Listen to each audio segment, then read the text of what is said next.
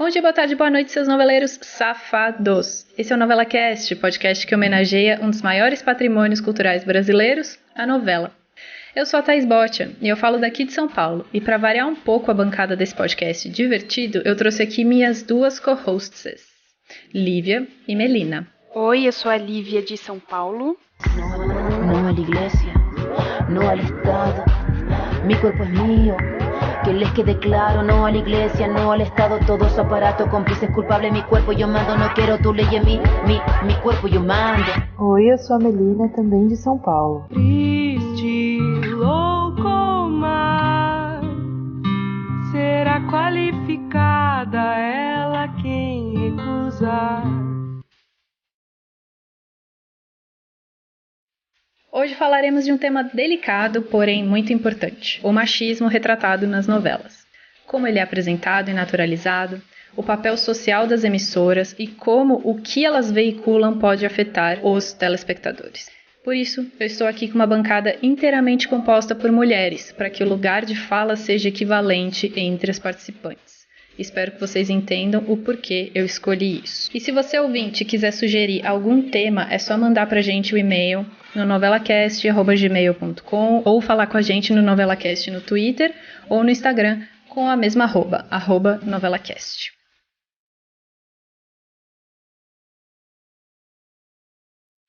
Bloco 1. Como o machismo é retratado nas novelas.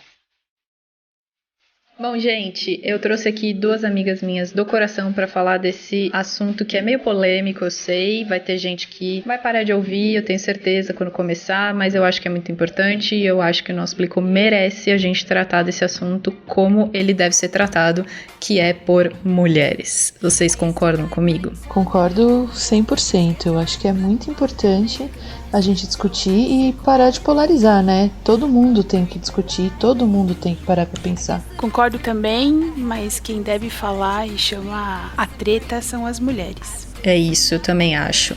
Eu acho que chamar mulher para esse podcast foi importante, porque por mais que a gente tenha os meninos que gravam bastante com a gente, eu acho que eles não percebem isso do jeito que a gente percebe. Então é importante a gente ter a pessoa que se ofende com aquilo falar sobre o que a gente vai falar hoje, né?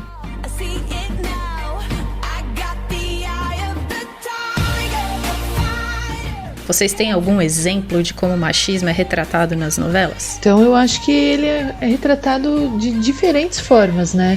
De maneiras sutis e de maneiras mais escancaradas. Então, quando a mulher, no final da novela, ela só é feliz, a vida dela só é plena se ela casa ou tem filhos, se a mulher que sofre coisas que a maioria das mulheres sofrem o dia inteiro é romantizada, ela é uma espécie de heroína por conta disso, comportamentos que julgam não serem permitidos para mulheres, eles são vistos como algo engraçado ou algo que deixa aquela mulher estranha. Então teria muita coisa pra gente dizer a respeito desse assunto. Bom, Mel, eu concordo totalmente com você.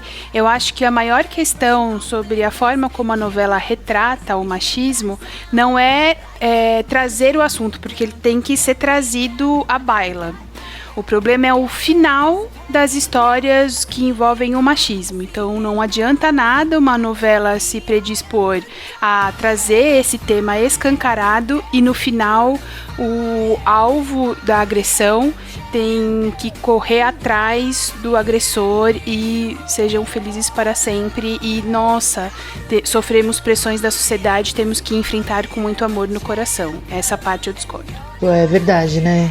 Nossa, que lindo, eles superaram, eles enfrentaram a dificuldade, sendo que é uma mulher que sofre, às vezes, violência psicológica, às vezes ela foi traída, maltratada, abandonada, e isso é romantizado, né? Isso é uma coisa, é um desserviço, muitas vezes, né? Ao invés de ser uma história bonita, é um exemplo negativo. Olha, Mel, eu acho que essa palavra que você usou é exatamente o que eu acho que é um desserviço. Por exemplo, eu tenho dois exemplos para trazer para vocês, e o primeiro é de uma novela que acabou de passar na reprise agora, que é a Fina Estampa, e a gente tinha a personagem da Dira Paz, que ela era casada com Alexandre Nero. Eu não lembro exatamente o nome deles, na novela, mas era o Zoiudo e a Yadira Paz, eu não lembro o nome dela. Acho que era Celeste, não era? Isso, Celeste. E aí, ela chegou a apanhar desse cara, do cara que era interpretado pelo Alexandre Nero, ela chegou a apanhar dele, mas sempre a novela passava a sensação de que um dia os dois iam se reconciliar e que tudo ia ser diferente. Ele bate na filha, ele bate na mulher, ele impede a filha de perseguir a carreira dela de cantora, ela quer ser cantora de funk, ele não deixa porque ela usa roupas curtas, porque ela é uma adolescente, ele não quer que ela pareça fácil para homens, então isso tudo é mostrado muito pesado, muito na cara do telespectador, sabe? Mas mesmo assim, o tom da novela é dado como se todo mundo fosse viver bem no final. Pois é, e nisso aí que você falou, Thaís, sobre essa cena, né, esse núcleo da novela que está sendo retransmitida novamente, né? A gente tem duas super recentes, que é o que me preocupa, né? Porque tudo bem, Fina Estampa foi 2012, é isso, né? Foi 2011 para 2012, isso. Isso, mas aí a gente tem um negócio que eu quase chamei aqui na lição de casa de o trio do horror. Tirando uma no meio do caminho e tal, que a gente tem em 2018 a novela O Segundo Sol, que é uma novela que foi muito polêmica em vários sentidos, mas no assunto machismo trouxe isso exatamente, que é o Roberval, que é interpretado pelo Fabrício Boliviera, e a Cacau, que é a Fabiola Nascimento. Eles são um casal e eles protagonizam uma cena violentíssima, que é no casamento, na igreja, o Roberval bate na Cacau e xinga ela. E ele acontece logo depois que o Roberval soube que a noiva estava tendo um caso com o Edgar, que é o Caco Ciocler, e que além do tapa, ele chama a noiva de vagabunda. E o problema maior teria sido ótimo se esse assunto tivesse sido trazido à baila em 2018. Infelizmente, a gente retrata isso, né? Isso quer dizer que tem coisa escapando de novo, mas o problema é o final. Que no final, essa mulher que foi agredida corre atrás do agressor e diz que ela se arrependeu, e eles acabam um grande beijo e the end, final feliz, maravilhoso. Isso é um absurdo, né? Em 2018, porque eu fiquei pensando aí na conversa que a gente está tendo agora em 2020. Mas se a gente pegar a história do combate ao machismo, claro, trazido à tona, começou lá em 79 com o programa, foi o Malu Mulher, inclusive protagonizada por uma persona muito, né, do nosso atual desafeto, com todas as justificativas, que é a Regina Duarte. Sim, então, assim, em 79 começa, porque ele foi icônico, né? Foi um programa de vanguarda pro tema. E 79 é uma coisa. Agora, trazer esse assunto 2018 de novo, depois, inclusive, da criação da Lei Maria da Penha, do 180, sabe? Eu falei, opa, tá alguma coisa errada. Não, é verdade. Eu só queria falar que nessa época foi essa história do Malu Mulher. Tem um podcast bastante famoso agora no momento que a gente tá gravando, que chama Praia dos Ossos. E ele é um podcast que fala sobre a morte da Ângela Diniz, o assassinato da Ângela Diniz pelo Doca Street. E ele é um crime que ficou ridículo na história, porque o cara simplesmente saiu do julgamento livre. Como muitos, né? O que foi julgado... mas ele foi um dos primeiros que ficou super famoso, porque o que foi julgado nesse julgamento do Doca Street, que atirou na Ângela Diniz 4 vezes no rosto dela? Veja, ficou provado que o júri julgou a Ângela, não julgou o Doca. E ele ficou um cara super famoso, tinha até nome de drink com o nome dele, sabe? Sim. Na cidade onde isso aconteceu. E isso foi em 78, acho. Então, o Malu Mulher tá ali naquele momento, ele vem depois de um movimento feminista que aconteceu depois da morte da Ângela, que se chamava Quem Ama Não Mata. que Isso. começou depois que o Doca foi absolvido, simplesmente absolvido. Ele não foi absolvido, desculpa. Ele foi julgado, ele foi condenado, mas ele foi condenado a 1 ano e meio de prisão, porque eles usaram uma lei da época do Brasil colonial que dizia que o homem podia matar uma mulher se ela tivesse traindo ele, e ele podia matar a mulher e o amante.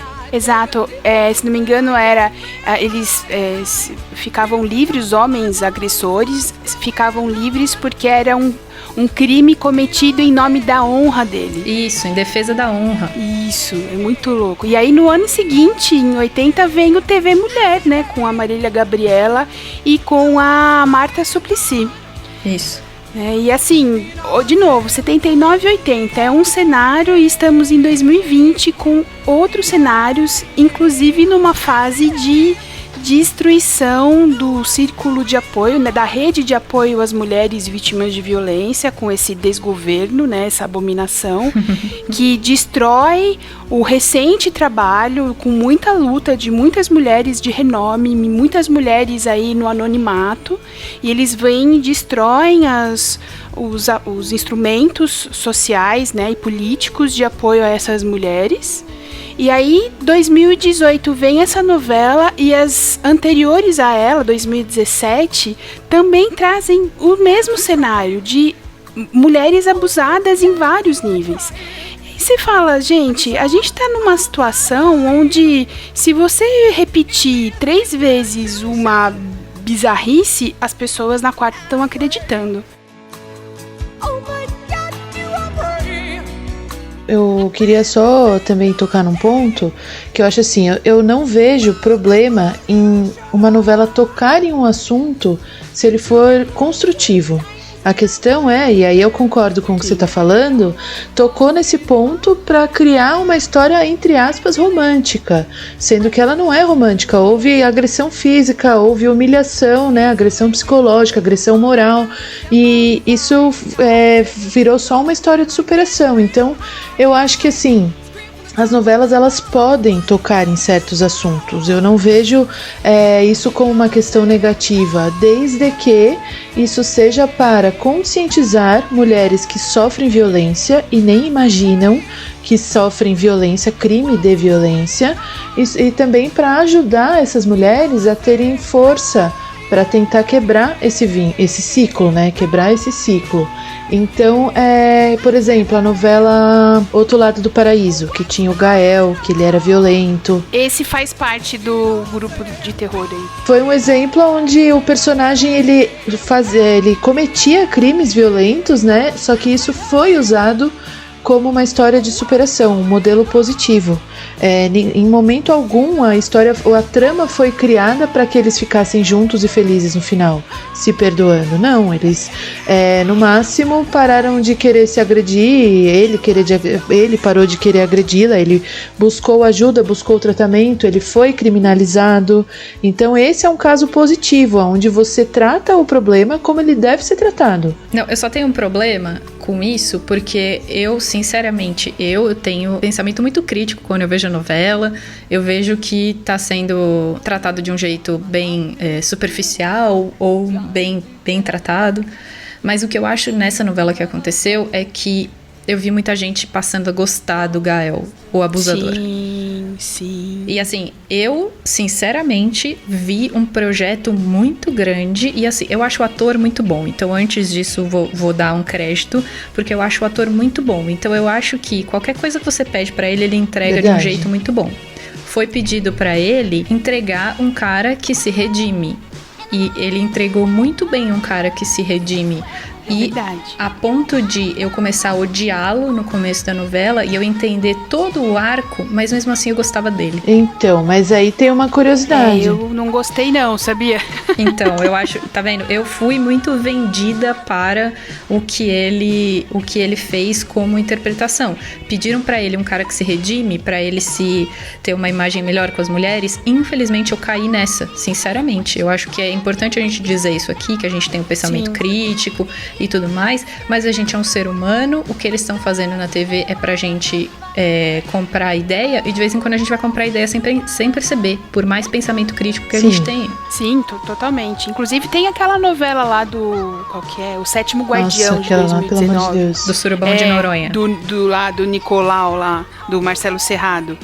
O cara, esse foi outra coisa assim que me enojou, por ser ainda tipo ano passado. Que o cara bate na mulher por um motivo seríssimo, que ele acha que ela está enganando ele porque ela botou o DIU. Que precisou colocar o DIU escondido porque o cara queria que ela fizesse outro filho que fosse homem. E aí ele bate nela por isso e depois bate outros motivos. E aí no final, não me lembro se era o final, a Carolina Dickman, né, a personagem que é a Afrodite, ela faz as pazes com ele, eles transam. E aí foi uma coisa pra mim que é o que me deixa assim, sem brios, que é ela engravida, e aí a personagem é retratada assim, teve uma relação sexual, ficou grávida, não queria, e aí ela fala, eu não penso, nem imagino fazendo um aborto. Poxa, não é que tem que pensar nisso, mas é um sopetão atrás do outro, assim, sabe? Porque é um assunto seríssimo da violência da mulher. Ela tem uma série de agressões sequenciais por causa do DIU, por uma questão de direito reprodutivo. E aí a novela fala, a mulher está sofrendo, mas é uma personagem que faz de tudo para manter a família feliz e fala nem pensar o aborto. Falou, opa, o que é isso, gente? Acabou tudo aí. E eu acho que ela tinha até um arco bem mais legal, que era o filho deles nessa novela. Eu não lembro que menino que era o ator, mas ele dançava. Ele queria ser dançarino, e aí ele queria ser bailarino. E aí ele passa num teste numa academia de dança, e o pai não quer deixar, porque o pai acha que ele é gay por causa disso, e que ele vai ser menos homem por causa disso. E tinha um arco bonito ali pra ela, sabe? Que era tentar convencê-lo de que ele estava conquistando alguma coisa na vida, e que ele estava conquistando alguma coisa na vida com alguma coisa que ele não reconhecia como sendo legítima, sabe? Mas mesmo assim ele estava conquistando. Aquilo deveria ter sido melhor utilizado pra fazer o arco dela. Então deixa eu só falar do Gael, porque tem uma curiosidade aí. O final do Gael, na época, era pra ele ter morrido. Tinha lá uma confusão, ele ia salvar a Clara e ia morrer. Só que teve uma circunstância também fora da novela que ajudou isso a acontecer, que o personagem com quem a Clara fica no final, eu esqueci o nome na novela, vocês se lembram? Patrick. O Patrick, isso, aquele ator de cabelo encaracoladinho que fez o primeiro gay de Thiago Fragoso, isso. Então o personagem do Thiago Fragoso, no final da novela, o ator Thiago Fragoso, ele teve um problema de saúde sério. Eu acho que foi apendicite. E ele teve que ficar, ele operou, ele teve que ficar deitado. Então na novela surge uma trama de que ele toma um tiro e fica deitado durante várias cenas, é porque o próprio ator estava deitado, impossibilitado de gravar em pé. E aí é o momento contigo. É o momento contigo, né? O Gael ia morrer. Só que não dava pro Gael morrer porque a novela não ia conseguir ter uma continuidade. Então eles optaram por ferir o Patrick e manter o Gael vivo, mas não por uma questão de ideais e tal, mas porque o roteiro teve que ser alterado por causa dessa circunstância fora da novela, que foi esse problema de saúde do Thiago Fragoso. O Gael termina com uma menina que ele conhece, assim, tipo, na última semana da novela. Ele conhece uma menina, sei lá, num hotel, alguma coisa assim. A menina está sendo vítima de abusada violência, por um cara. Exato, o cara tá, não sei se ele tá batendo nela ou alguma coisa assim. Ele conhece essa menina, tipo, ele vê a menina sendo abusada, sendo violentada de alguma maneira, vai lá pra tentar salvar a menina, faz uma ceninha de violência machista, tira o cara de cima dela e tipo, oi, tudo bem? Meu nome é Gael. Sim, eles ficam juntos.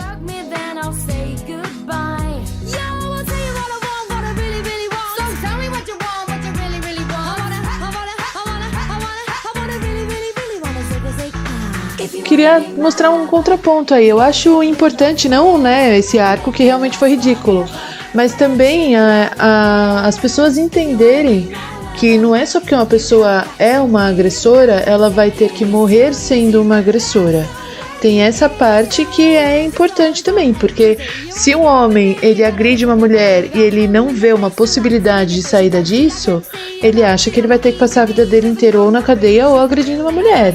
Então é interessante mostrar a cadeia, mostrar as terapias, tudo que é possível fazer e a não repetição da violência. Só que daí realmente eu concordo com vocês, que esse arco ele foi bem, sei lá, lamentável, né, pra não falar outra coisa. Pra mulher é assim, então o tema da violência contra a mulher é trazido assim escancarado. Tapas, abuso sexual, e aí ela tem que recorrer, né, então essas últimas novelas aí, as novelas que trazem isso como pauta, aos instrumentos que temos hoje, apesar de frágeis, mas são conquistas que estamos segurando aí com todas as forças, mas aí ela tem que recorrer aos aparatos sociais. E aí, o máximo que a gente chegou foi o Gael ali na justiça, mas e o depois, sabe? Aí o depois não aparece, fica ali nas entrelinhas. E sabemos que é um ciclo de violência, né? O Gael vem como um exemplo também de ciclo de violência, mas eu também, ao mesmo tempo que eu sei que isso é verdade e acontece, mas reportar a uma mãe abusiva não tem saída pra mulher, né, gente? Vamos combinar, porque aí a mãe dele era abusiva com ele e ele diz que ele associava agressões a amor, porque era dura, e ele bate inclusive na mulher porque a mãe fala, olha, ela se comportou estranho com o cara do restaurante, com o garçom, acho que você tem que botar limites, não tem por onde escapar, se não sai pra um lado, vai pro outro, e acaba sempre na mulher, e não aparece todo o possível sofrimento em decorrência de um pagamento de dívida social dos homens, né? Eles ficam lá de boaça. E aí, somando esse ao Gael, que aí, tipo, o Gael e o outro lá, o Roberval, são exemplos trazidos muito recentemente desse abuso, né, extremamente violento.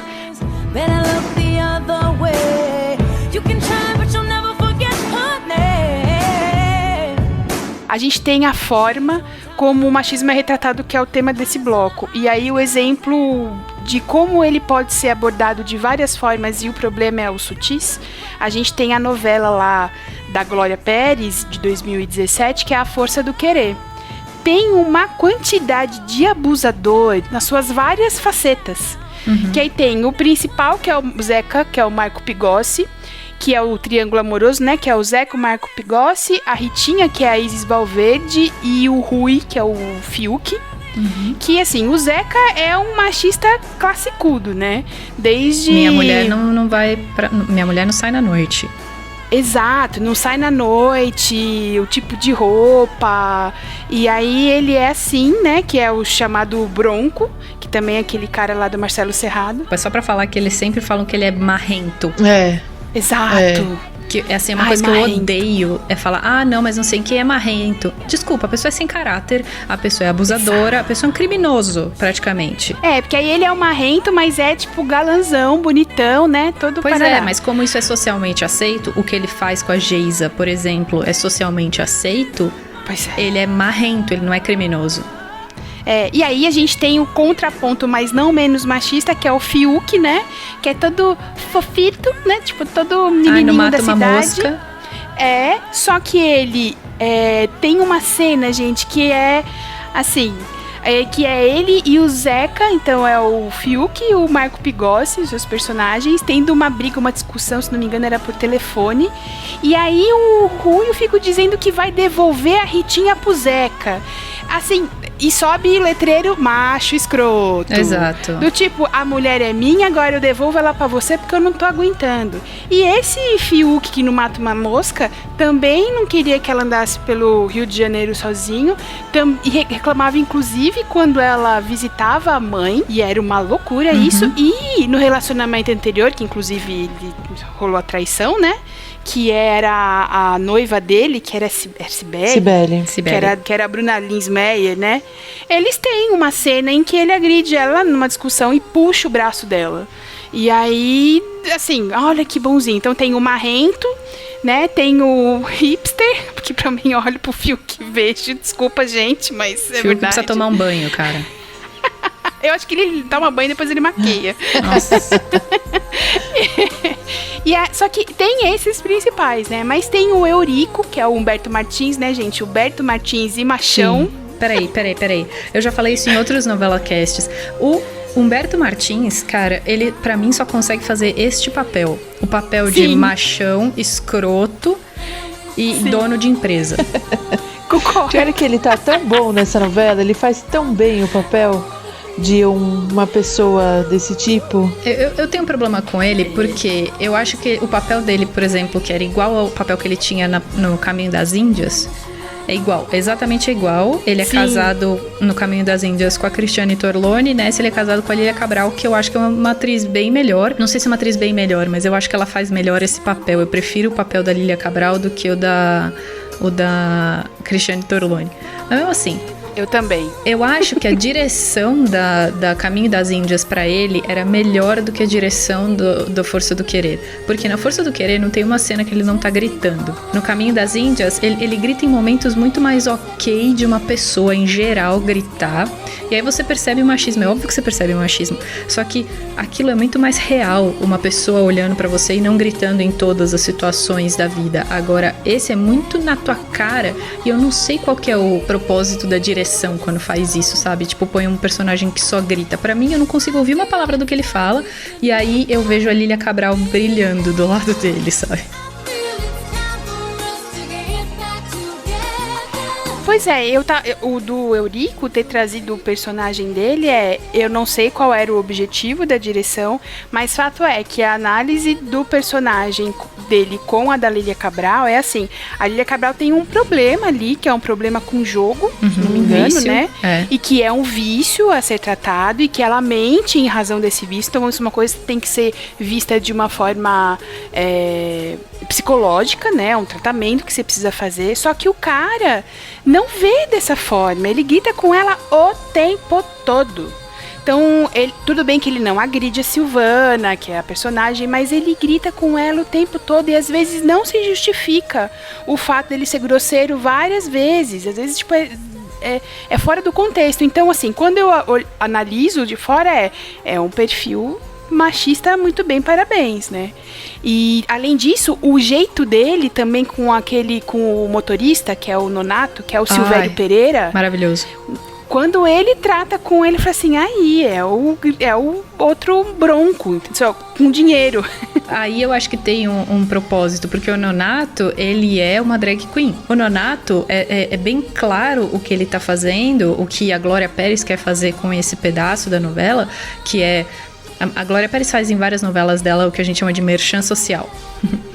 E ela entende bastante o papel social da novela. Então eu acho que por mais que ela tenha arcos que terminem na lama, ela consegue em alguns momentos usar bastante o papel social. Por exemplo, usando...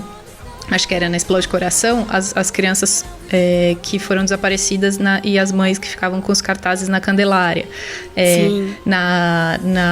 De Corpo e Alma, ela falava de transplantes. Aí você tem várias outras novelas, tipo Salve Jorge, o tráfico de mulheres.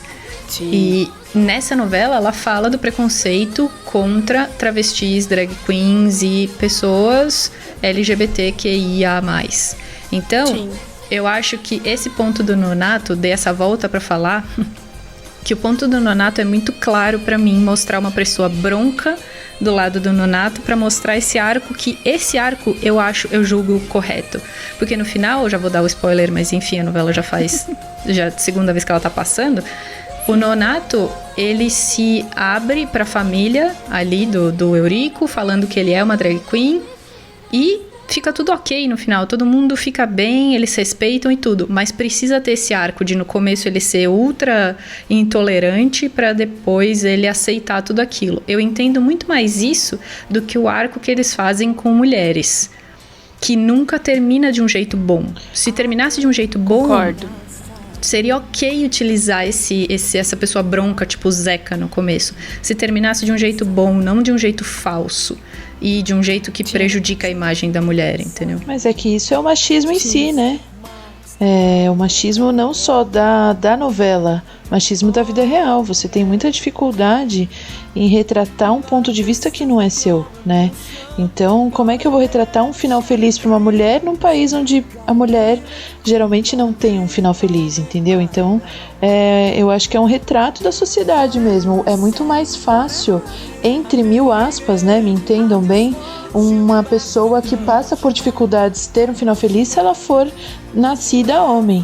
Então é muito mais fácil do que uma mulher que sofre violência de qualquer tipo, ela ficar bem, ela se reconstruir psicologicamente, ela ter uma carreira bem sucedida, ela ter uma família unida, sem aquela pessoa alvo da agressão, né? Sem aquela pessoa autora da agressão. Então isso só mostra os problemas de ser mulher, né? Até nas questões que não são diretas aí. Sim, é a tríplice aliança do mal, que é o machismo, Sim. né? A homofobia e o racismo, Sim. né? Não necessariamente nessa ordem, né? Não tô querendo privilegiar nada, apesar de estarmos falando hoje especificamente do machismo. Mas os três estão amarrados, né? Um ao outro. Bloco 2. Será que isso afeta alguém de verdade? Então, assim, é importante a gente entender que novela é também uma fonte de entretenimento, mas não é só entretenimento. A novela, ela passa muitas mensagens muito importantes e que a gente sabe, historicamente, que já ajudaram muitas pessoas em muitas questões. Exato. O que eu disse no bloco 1 sobre a Glória Pérez usar bem o papel social da novela, ela usa para fazer o merchan social e tal, a gente vê muito em casa vários comportamentos que a gente vê nas novelas. Então, quando a gente está mostrando uma coisa que atinge milhões e milhões de brasileiros todos na mesma hora, eles estão todos sentados para ver aquela uma coisa, eu acho que as emissoras têm pouca noção, ou se tem noção, não levam isso em consideração, do quanto elas conseguem mudar no comportamento das pessoas em casa. Eu vou dar um exemplo bem clássico disso. A gente vai falar, ou já falou, não sei, eu não lembro agora, na época da gravação, em algum NovelaCast a gente vai falar, ou já falou, que eu, por exemplo, chamo a minha mãe de mamita. Eu chamo a minha mãe de mamita por causa de uma novela da Glória Pérez, que é a América. E tinha um núcleo mexicano na novela, e tinha uma mãe com as filhas, e as filhas chamavam a mãe de mamita, e eu passei a chamar minha mãe de mamita daquele momento até hoje. Isso deve fazer já uns 15 anos. Eu sei de amigas nossas que chamam a mãe de mamadi, por causa da Caminho das Índias. Então, esse é só uma gotinha do que pode acontecer em casa. Isso não vai mudar em nada o seu relacionamento com a sua mãe e tal. Não vai mudar. Mas o problema é que se a gente consegue colocar uma fala dentro de casa que veio de uma novela, você imagina se essa fala é machista. Verdade. Exato. É exatamente esse o ponto.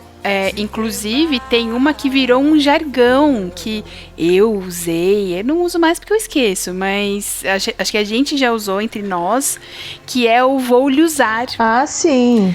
Que é em 2012, sim. Quando aconteceu o remake, em 2012, que foi o remake da Gabriela, do Jorge Amado, e aí o Zé Wilker, diferente do outro Zé, que não vamos falar neste momento, que é o Coronel Jesuíno, e a Sinhazinha, que é a Maite Proença, e aí quando ele quer fazer amor, né, com a mulher, por quem ele é enlouquecidamente ou broncamente apaixonado, ele fala, vou lhe usar, ou deite que hoje vou lhe usar. E, gente, isso virou até aquelas plaquinhas, keep calm e vou lhe usar. Então, e isso, gente, é engraçado, mas é machista pra caramba, É né? muito. Tem um outro também que era o das cabritas, lá do Rock Santeiro em 85, que é o Florindo Abelha, o septagenário, o Ari Fontoura, que inclusive está bombando aí nas redes sociais. Na época do Apocalipse. Sim, influencer. Que falava as cabritas. Ele tinha várias, como é que a galera falava, né? As teudas e manteudas morando com ele, e eram muito jovens, eram meninas. E era lá, sentava no colo dele, ele fazia tinha o outro cara que eu lembro, ele fazia e aí tá lá, sentava no colo dele. Então, gente, né, tem coisas que são afetuosas, afetuosas e tem coisas que não são, no caso, machistas. E eu acho, inclusive, eu não acho, eu tenho certeza, mas vocês já sabem a minha dificuldade com as minhas certezas, que existe sim um estudo do quanto isso impacta as famílias que assistem às TVs, porque se não fosse assim, não teria a briga pelo período nos intervalos comerciais, né, o valor de um comercial. Então, quanto isso impacta, eles sabem sim, eles fazem um estudo prévio sim. Inclusive, tem um instituto, que é o Instituto da Pagu, que depois até a gente pode deixar o endereço aqui, que é um instrumento hoje de relação da mídia com questões vinculadas às mulheres e ao machismo, obviamente. E sim, existem inúmeros estudos de marketing, né, que sabem aonde vai tocar, como é que aquilo vai pegar, como é que aquilo vai virar um jargão. E aí, inclusive, eu tava lendo sobre o Jesuíno, né? E o próprio ator, que, gente, morreu, eu gostava muito dele, né? Diretor também. Mas ele dá uma reportagem dizendo que ele ficava muito feliz ao perceber a adesão das pessoas ao personagem. Então, assim, a que preço? Ao preço das pessoas normalizarem o comportamento machista. Só uma outra coisa que também não virou um jargão, né? Como vou lhe usar, mas virou um jargão ou uma marca, que é o Mulheres Apaixonadas.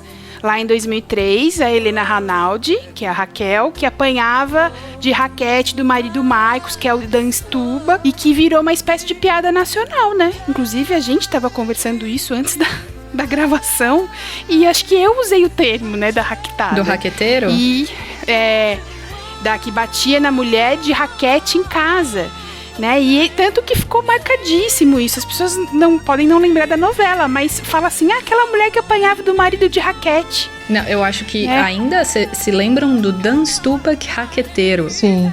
Sim. Eu acho que a gente já falou isso no Novela Cast, mas o Guilherme e eu, a gente foi numa festa fantasia uma vez e o tema era novelas. E aí a gente chegando na festa pra entrar, tinha um cara vestido de raqueteiro com uma raquete na mão. Um cara vestido de terno, com aquela faixinha na cabeça, de raqueteiro. Quer dizer, isso é a típica normalização de comportamento machista. Você se fantasia de um homem abusador, de um criminoso. Mas assim, aí eu vou ter de novo que apresentar um contraponto. Ele se fantasiar não significa que ele concorda, porque festas, muitas vezes as pessoas se fantasiam de monstros, de Chuck, de Fred Krueger. Isso não significa que a pessoa seja um psicopata ou concorde com assassinatos em massa. Tem uma outra coisa também, e aí o contraponto, Mel, eu entendo, mas contraponto é o contraponto, porque nesse caso eu não passaria a mão na cabeça, não. Por quê? Porque no caso de se vestir como o cara que agredia a mulher, né, o raqueteiro, é uma fantasia de uma persona social que existe e que pessoas morrem por causa disso, né? A gente tem que lembrar o número de mortes de mulheres por dia. Então, assim, mesmo, mas o cara não pensou, se tem condição de pensar e vestir ele, homem, uma raquete e se travestir, né, de se fantasiar dele, acho muito pouco provável que ele não ache aquilo engraçado. Acho muito pouco provável que ele veja a novela e se sinta realmente tocado. Porque também tem uma outra coisa, né? No caso da Raquel, tinha essa violência, mas é aquele negócio, sabe? Se não pega na curva, pega na tangente. Que assim, lembra do Carlinhos, que era o menino? Que era o menino ruivo? A mulher que apanhava, a galera da novela colocou a personagem, a Raquel, tendo um envolvimento amoroso com um menor de idade. Exato. Aí assim, se não pegou absurdo. na porrada, pedofilia, pegou né? na porrada moral. Aí, tipo, imagina esse menino que se fantasiou, esse cara que se fantasiou de raqueteiro, será mesmo que ele não pensa alguma coisa? Porque acho muito provável homens hoje, infelizmente, inclusive os esquerdos machos, fazerem essa análise, porque é impressionante. O Gael tem uma mãe abusiva, a Raquel se envolve amorosamente com um menor de idade. Quem é que tá ganhando nessa força aí, sabe? Não, aí ninguém tá ganhando, porque a mulher é sempre retratada, ou se ela tem algum enfrentamento com um homem, ela é retratada como algo pra se diminuir a moral. Ou... Exato, e ninguém tá ganhando, mas tem um lado que tá morrendo.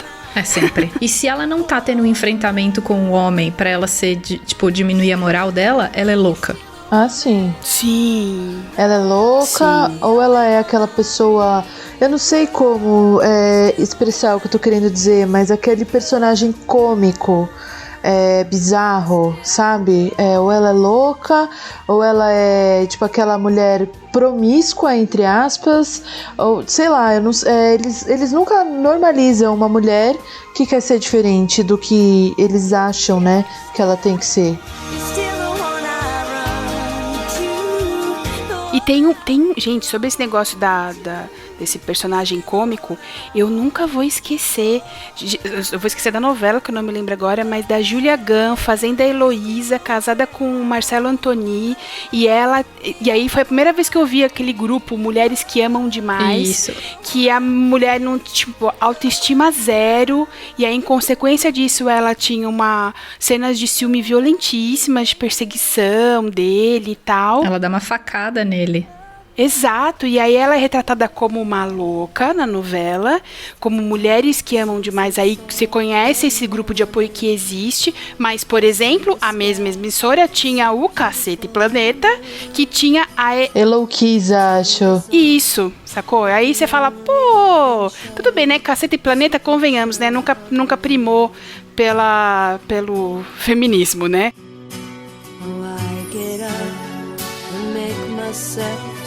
O que eu acho também é que eu vou ficar batendo na mesma tecla da normalização. Por quê? Porque muitas coisas que um personagem que a gente não podia deixar de falar aqui, que são todos, né? Na verdade, todos os personagens feitos pelo José Maier são, pra mim, o mesmo personagem, porque eu acho que ele não tem como fugir daquele bronco. Então, esse Zeca que a gente tá falando da Força do Querer, ele é basicamente o José Maier com 20 e pouquinhos anos. O cara não tem nenhum trato pra tratar com pessoas. Nenhum jeito decente de tratar pessoas em geral, mas aquilo é normalizado como se o cara fosse marrento, até o ponto de ele estuprar mulheres, e aquilo é normalizado. Aquilo é normalizado. Nossa. Por quê? Porque a Helena Ranaldi, por exemplo, uma das que ele estupra, acho que no Laços de Família que tá passando agora, a cena vai sendo criada pra ela gostar de um cara desse. E isso é que é o normalizado. Isso que na sociedade tem um efeito muito deletério, que é você achar bom o cara ser escroto com você. Quantas vezes a gente como mulher ouviu na vida inteira, mas homem é assim mesmo, homem é escroto desse jeito. Tipo, você tem que aguentar isso pra ficar com o homem. E eu acho que isso é o que a gente tem que mudar, entendeu? Não dá pra aceitar um cara criar uma situação de estupro e você achar aquilo normal, porque na sociedade aquilo acontece bastante. O que é comum não é normal. E eu acho que tem algumas questões aí de várias cenas dessas que são muito importantes serem discutidas. Então, a mulher estar gostando, entre aspas, né, 1000 aspas, porque ela não tá, ela só parou de lutar, ela só percebeu que é uma relação de força que ela perdeu. E isso, como isso é normalizado, infelizmente, em muitas novelas e outras produções, isso é usado como defesa de muitos homens estupradores. Tipo, mas eu não percebi que ela não estava gostando. Mas ela não me falou pra parar e tal. Então isso é muito grave, isso precisa parar urgente de acontecer. E outra coisa é a novela mostrar esse tipo de violência contra a mulher só de uma maneira extrema e nunca mostrar o abuso. Sim. E aí várias mulheres são abusadas e não sabem que estão sofrendo um crime, que é o abuso. Então eu tava vendo essa novela outro dia à tarde e eu vi uma cena que a mulher entra na sala do Zé Maier, como é que ela chama? Helena Ranaldi, e ela conversa profissionalmente com ele, eles começam a discutir, ele pega ela, encosta ela na parede, dá um beijo nela, agarra ela e tipo, ela dá um tapa na cara dele e fica por isso mesmo. Tipo, isso não é uma coisa e aí tipo, eles estão discutindo, eles estão se aproximando. Não, ele cometeu um crime, ele se aproveitou da posição dele profissional em relação a ela, ele se aproveitou que ela estava num lugar onde ela não podia se defender e ele cometeu um crime de abuso sexual. Só que quando isso é romantizado, toca uma música romântica ao fundo, e quando a gente acha que é só dar um tapão na cara do cara, que tudo bem, ficou por isso mesmo, isso é, de novo, um desserviço dos mais graves. Porque várias mulheres passam por situações, não chega às vezes a beijo, mas como um assédio, e acha que se responder mal ou se der um tapa na cara, tudo bem, tá resolvido. E isso não pode acontecer. As mulheres têm que ter cada vez mais a noção de que na verdade, né? Os homens têm que ter a noção cada vez mais clara de que eles não podem fazer esse tipo de coisa. E também é muito importante a novela, como serviço social, mostrar que se por acaso um homem passa do limite e faz esse tipo de coisa, comete essa atitude criminosa, a mulher não tem só que dar um tapa na cara ou se mostrar ofendida. Ela tem que procurar a lei, porque é isso que tem que acontecer.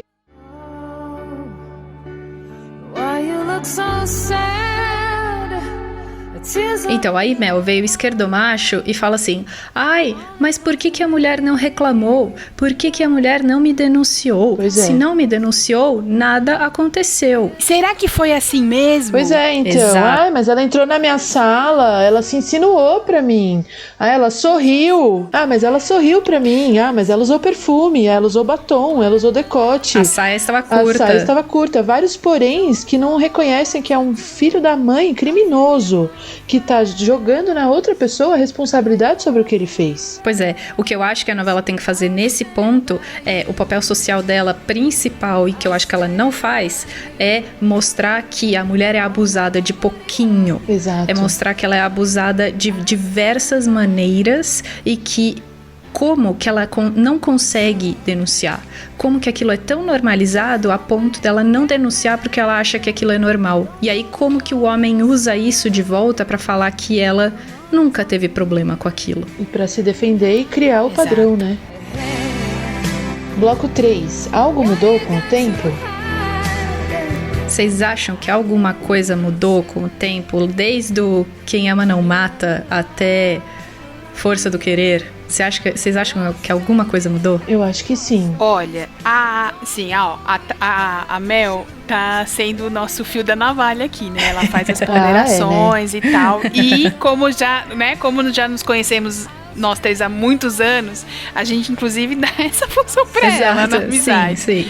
E aí, como o meu historicamente é o de fogo nos machos escroto e continua sendo, eu preciso dizer que houve avanço, sem dúvida alguma. Então, por exemplo, o caso da mulher que é agredida pelo cara que dá a raquetada nela, naquela novela foi logo depois deste núcleo em que foi criado o 180. Então foi por quê? Porque foi feito o levantamento de que por conta das cenas e porque ela denuncia, houve um aumento de 40% no número de denúncias contra a violência doméstica. Olha que importante, né? E foi por causa dela que foi criado o 180. E tem ali a Maria da Penha, inclusive, que inclusive naquela novela lá, gente, que esqueci o nome, do Gael, a novela tenta, né, fazer esse serviço social, né, que aparece quando acho que ele falava as coisas, aparecia a faixa da violência, o número, isso, e sim, então houve avanço. E aí, de novo, houve avanço, então não dá para jogar a criança com a água do banho, como já dizem os antigos, inclusive agora nos inserimos nos antigos, né? Porque tem muitas gerações aí. Sim. Então, não dá para jogar a criança com a água do banho. Então, teve isso. Outra coisa também que ficou marcada, e que isso assim, e o contraponto que a Mel tá sempre trazendo, e eu lembro que quando eu fui ler um pouquinho mais as novelas pra gente fazer esse podcast, eu tive vários momentos em que eu fiquei na dúvida, do tipo, mas essa novela, ela foi machista e terminou machista? Ou ela foi machista pra puxar um tema e suscitar outras coisas? E tem muito a ver com aquele negócio que a gente falou no começo, Teucaína do que Gael. é o fim. Isso, que é o final. Exato, enfim. Então tem muito a ver com a forma como é feito o desfecho, o tal do, como é que é? O círculo? Não, o arco.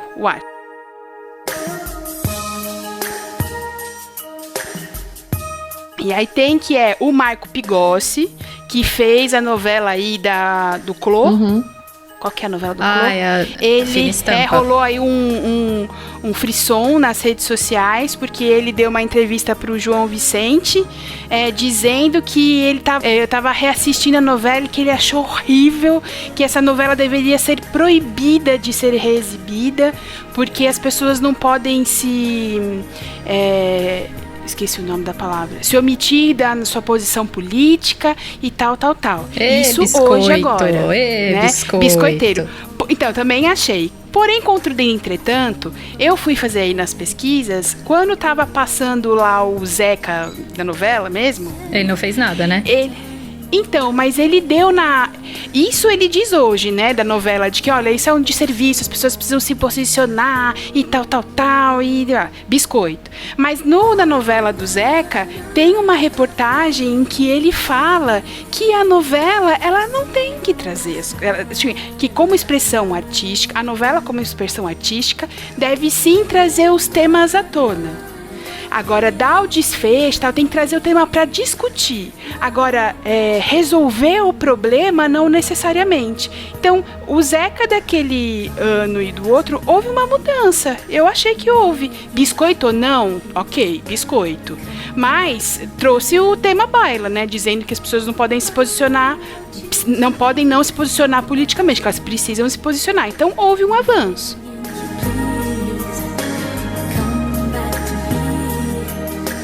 Quanto mais a gente mostra isso sendo normalizado, mais isso tem efeito na população, entendeu? Sim. Então, quanto mais a gente mostrar que bateu na mulher, vai ficar tudo bem, ela vai te perdoar no final... O que impede um homem de fazer isso em casa? Ele já tem poder em cima dela pelo poder que a sociedade já deu pra ele, entendeu? Não interessa onde ele foi criado e tal, a sociedade já dá mais poder pro homem do que pra mulher, então ele já sabe que ele tem esse poder dentro de casa, ele percebe isso. O que impede ele de cometer um crime? E assim, o crime é o desfecho, né, dos piores, mas... esse machismo introjetado e que se reproduz nas novelas é assim, como é que os camarada têm uma autoestima tão elevada? Porque, vamos combinar? Vamos combinar, mas não foram eles que tiveram essa autoestima, eles já nasceram com isso, né? Esse não, é um sistema. Então, eles já nasceram num sistema. Não é que eles já nasceram com isso não é genético, não tô dizendo isso. Agora, eles nascem num sistema que já dá poder pra eles e já dá essa autoestima pra eles desde que eles nascem. Sim. A hora que ele vem em casa, o pai e a mãe com papéis diferentes dentro da casa, sim, com relações que já mostram que ele tem mais poder do que ela e que ele não pode ser desafiado por ela em nenhuma maneira. Mas eu acho que assim como na vida, como que vocês estão falando, como na novela, que é a pergunta que abriu esse bloco, eu acho que há progressos. A gente não enxerga com clareza, e eu acho que isso é uma coisa muito interessante que a gente vê ou nas reprises durante a tarde, ou nessas reprises que estão acontecendo durante a pandemia, porque tem coisas que a gente não percebe a mudança tão rapidamente, mas quando a gente vê um retrato histórico do que era normal há poucos anos atrás, a gente percebe a evolução. Então eu vou dar um outro exemplo de fina estampa de uma cena que um dia eu tava vendo, porque, enfim, a TV tava ligada, porque eu nem via, que eu ficava indignada de verdade com essa novela. Não é porque a pessoa é noveleira, porque a TV tava ligada. Eu sou super noveleira, mas essa era um festival de churume, de racismo, homofobia, misoginia, enfim. Mas aí aquele núcleo do cara abusador lá, o Alexandre Nero, é esse o nome dele, né? Ele descobriu que a filha estava tendo relação sexual com o namorado. E aí ele ficou louco da vida, invadiu a pousada onde ele morava, quebrou a porta e pegou o cara, quis pegar o cara no soco. Ninguém achou ruim dele invadir um espaço privado, ninguém achou ruim e pediu para ele reparar o dano que ele causou, porque, nossa, ele era um pai com a sua honra ofendida.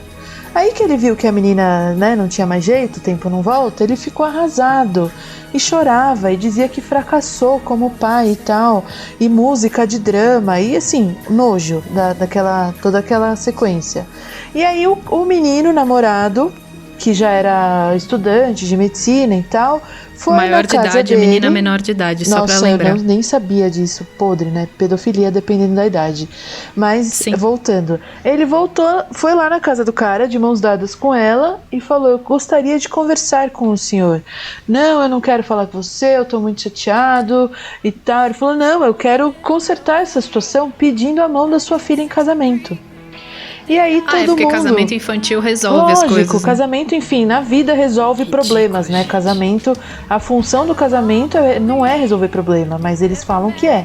E aí o cara, a mulher do cara, a mãe da menina ficou toda feliz. Ele olhou e falou, casar? Aí, eu não lembro qual dos dois, pergunta pra ela, você quer casar, filha? Ela falou, se o meu noivo tá querendo casar, eu também vou casar. Ou seja...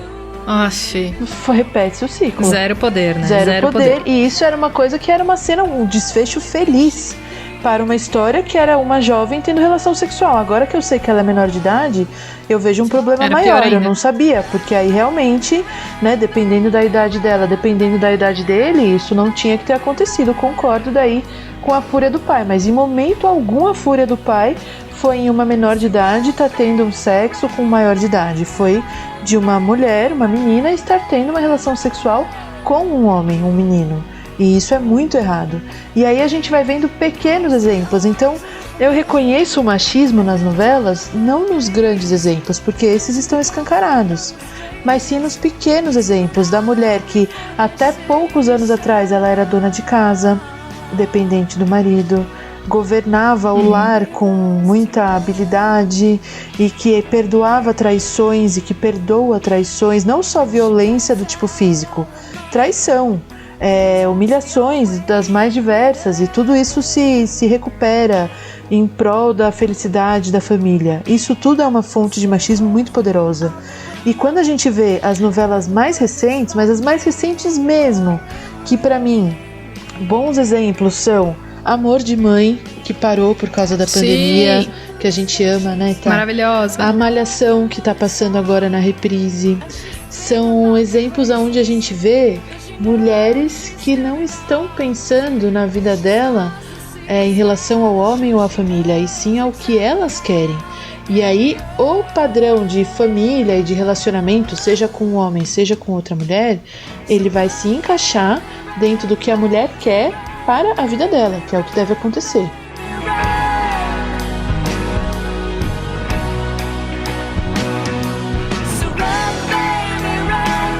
Olha, sabe o que eu gostaria muito de ver, e assim, na verdade, que é o que eu considero de fato evolução, que é esse reflexo aí das mulheres apaixonadas que fomentou o 180, né?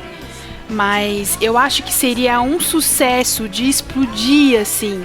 Porque Globo, né, gente, estamos esperando o quê? Mas precisamos entender que é quem mais entra na casa das pessoas, né? Exato. E aí, vou fazer o meia-culpa de ter em algum momento, e até já falamos isso no backstage, né, Thaís? De que em algum momento da minha juventude, eu parei de assistir novela porque eu sou uma jovem intelectual, universitária, não ligo e saía o ópio e tal.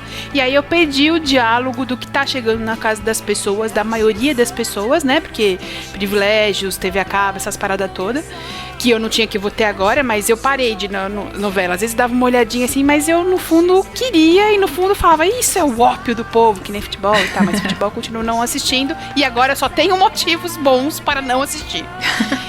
Mas seria um sucesso incrível. Eu sei que estamos falando de novela, mas aqui não tem um outro em comparação.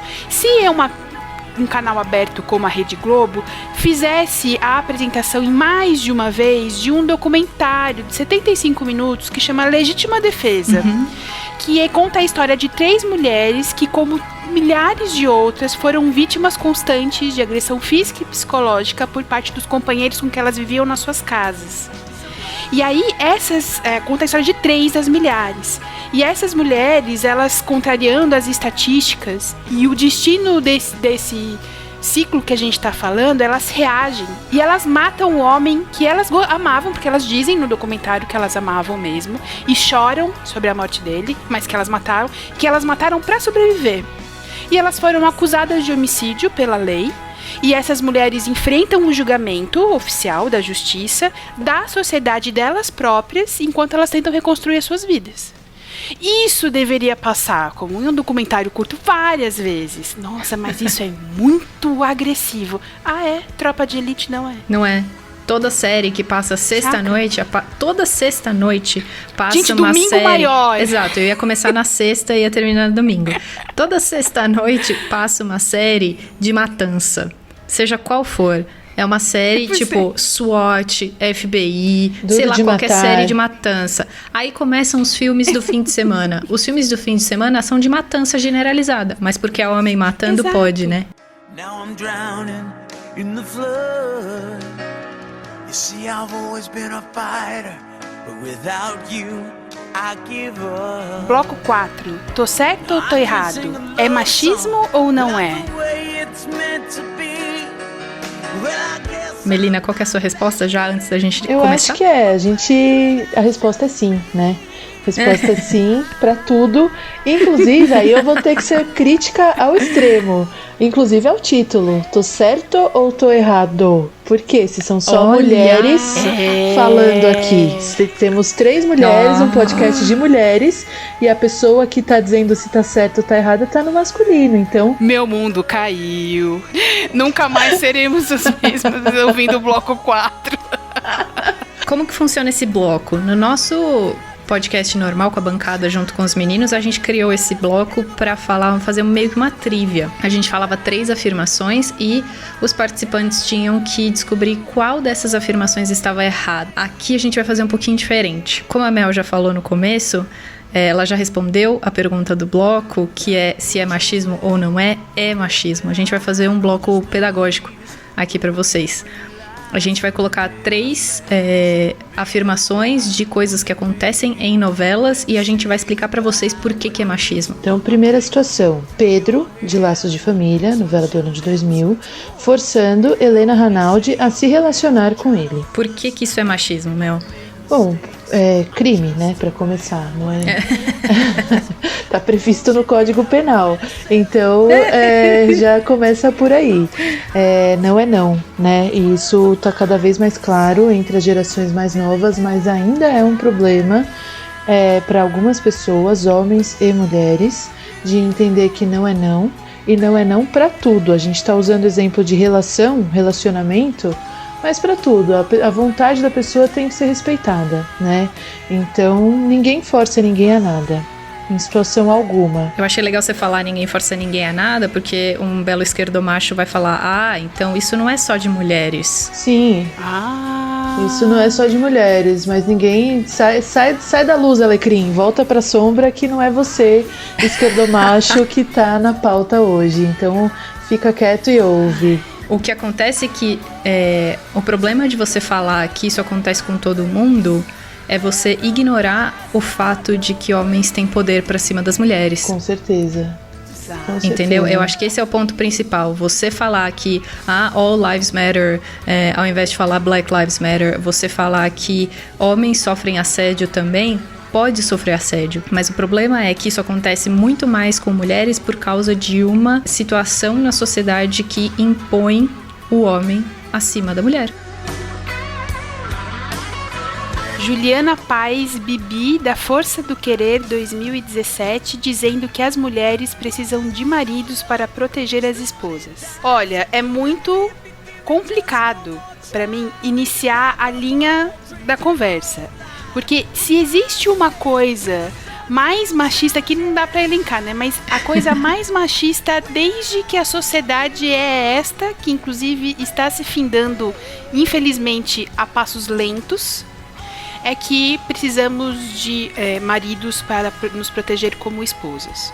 Para começar, gente, nós não nascemos esposas, nós nascemos mulheres. Mas a nossa sociedade teima em dizer que nascemos esposas em potenciais e geradoras de vida em potencial. E existe um momento na nossa história humana que houve uma força muito grande de tirar do discurso oficial de que era o contrário, minha gente. E é o contrário. Quem gera vida são as mulheres. Mas sozinha não faz, mas eu posso pegar qualquer um que gere um produto. Quem gera somos nós, mulheres. Então, o contrário é real, porque um sistema, isso falando biologicamente, que está preparado para gestar uma vida, está preparado para tirar uma vida. É que isso, historicamente, fez com que a gente perdesse essa força. E essa força é tão potente que houve um trabalho social e histórico de fazer com que nós esqueçamos disso. Porque somos, sim, uma arma em potencial. Uma arma para o amor, uma arma para positivo, good vibes, mas uma arma para treta. E é isso que assusta as pessoas. É isso que assusta o direita, o centro, o esquerda, qualquer um. Porque não é vamos glorificar o feminino, eu não sou dessa pegada, mas a gente tem uma força que a gente não sabe qual é, até que se exija. Então, não somos esposas em potencial, somos esposas, e nem essa palavra esposa, nós somos companheiras de vida, sejam de homens, sejam de mulheres. E maridos, que pena, meus amigos, porque se vocês só existem como maridos para proteger alguém que não é você mesmo, então só sinto lhe dizer que você vai morrer à míngua. E vale lembrar, já que estamos falando da novela, a Juliana Paz, a personagem da Bibi, é a Bibi perigosa. Exato. E que sobe pro morro com o marido, porque a coisa ruiu, e aí o marido, né, ataca a frente de tráfico e ele sobe pro morro e ela vai junto. E ela vai junto e representa, assim, né, vamos falar assim, representa muito mais do que mais um homem no tráfico. Exato. Olha que horror, mas, entendeu? Pesos. Ela vai junto com o cara. Não estou aqui glorificando o tráfico, todo o ciclo de violência, não é isso. Tá? Mas o personagem dela é forte como uma mulher. Que pena que é um desviado pela própria conjuntura social. Mas a Bibi perigosa, maravilhosa. Pois é, a Bibi perigosa é maravilhosa, mas é aí que vem a merda que a novela faz. Ela é perigosa, ela é importante, ela é, o termo da moda, empoderada, mas ela tem que ter alguma fraqueza, entendeu? Ela tem que ter um apelo para homens. E como que ela tem um apelo para homens machistas que assistem a novela? Ela sendo submissa ao homem, entendeu? Se você mostrar mini exemplos de como ela pode ser submissa ao Rubinho, o homem que vai se colocar no lugar do Rubinho, ok, ela pode ser minha mulher. Ela pode ser minha mulher, ela pode subir o morro e tomar todo o império que eu criei aqui no tráfico, enfim, já passamos por esse ponto. Ela pode, só se ela for submissa a mim, entendeu? Então eu acho que é esse o ponto de você sempre criar uma personagem poderosa, sendo ela baseada em fatos reais ou não, mas toda personagem do sexo feminino que é criada, poderosa, ela tem as fraquezas dela para ser palatável para o público homem que vai assistir. Descamisados da novela das 7, ou seja, descamisados e descamisadas da novela das 7. Ai, daria um podcast inteiro para falar sobre descamisados e descamisadas da novela das 7. Acho que vale um tema futuro, hein? Vale, mas eu vou tentar resumir basicamente por que isso é um problema. Porque a imagem da mulher sempre foi objetificada desde que a gente tem olhos, né? E eu acho que o homem sempre objetificou a mulher, e a partir do momento que teve uma TV, a mulher foi objetificada, a imagem dela foi objetificada. E aí você tem a mulher sendo usada como objeto nas novelas. E o simples fato de você falar, não, mas vamos colocar um homem, Marcos Pasquim, descamisado também, porque daí vai acabar, vai neutralizar o fato de eu ter usado mulheres peladas o tempo todo na televisão. Só um detalhe, não vai compensar nenhuma merda que foi feita com a imagem da mulher até agora. Você simplesmente colocar um homem sem camisa não vai superar anos e anos de objetificação da imagem da mulher, e objetificar o homem não é a mesma coisa que objetificar a mulher. O homem ainda sai por cima de todas as situações, inclusive pelado na novela. Também é muito ruim. O que também é muito ruim, você objetificar o homem, mas de qualquer jeito fazer isso com a ideia de compensar o que é feito com a mulher. Também vamos colocar um docinho pras meninas, vamos colocar o Marcos Pasquim sem camisa. De boa, não é assim que vai funcionar. Você não deveria objetificar o corpo de ninguém, sendo homem ou mulher.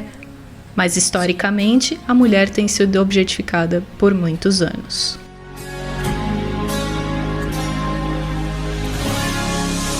Bom, gente, espero que vocês tenham gostado de ouvir a gente até agora. Se você ficou até agora e você for um homem, silêncio dramático. Eu queria perguntar agora para as minhas convidadas de hoje, as minhas co-hostesses, onde que a gente acha elas na internet? Quem quiser pode me achar no Instagram, @MelinaGiorgetti. Gente, eu tinha um perfil, na verdade agora eu tenho 2. Tem o meu pessoal, quem quiser no Instagram é o @MoreirasLívia. E tem um que não é meu, é nosso, perfil Collab. Vocês, inclusive, Thaís e Mel participam, e outros amigos, que é o @CorongaVírusSP. O que você posta lá naquele Coronavírus SP, Lívia? Gente, quando começou a pandemia, o apocalipse, a primeira fase, eu fiquei muito desgostosa das redes e aí eu apaguei o meu pessoal, apaguei mesmo, não voltei mais. E aí ali compartilho memes da nossa desgraça coletiva em razão de um vírus que de culpa não tem nada. Então temos ali memes, vídeos, mas memes, gente. Não é nenhum conteúdo original, né? Um conteúdo criado aqui por mim, é pela rede, por esta rede maravilhosa que ajuda a regular minimamente a serotonina nesta loucura. E aí eu marco as pessoas que compartilham comigo e eu posto lá, quem fez a postagem e eu printei e coloquei lá. Então é collab mesmo, manda que nós posta. Machismo não, pelo amor de Deus, né? Razões óbvias. E você, como é que a gente acha você na rede? Bom, vocês conseguem me achar no Twitter e no Instagram com a mesma @ @ThaisBotia. Relaxa que vai estar linkado no post, então vocês não precisam ficar tentando adivinhar como é que escreve meu nome. Se vocês forem no Portal Deviante e colocar meu nome lá, vocês vão encontrar podcasts que eu gravo lá com eles, que são o SciCast, o Spin de Notícias e alguns RP Guacha também. Eu tô aqui no NovelaCast, que você encontra no Twitter e no Instagram com a mesma @ NovelaCast, e você encontra também no aporteira.com.br/NovelaCast. Muito obrigada por ter ouvido a gente até agora, o nosso desabafo, a nossa vontade de querer ensinar mais pro mundo do nosso ponto de vista. E eu acho que é isso. Muito obrigada, um beijo e até a semana que vem. Beijo. Beijo, gente.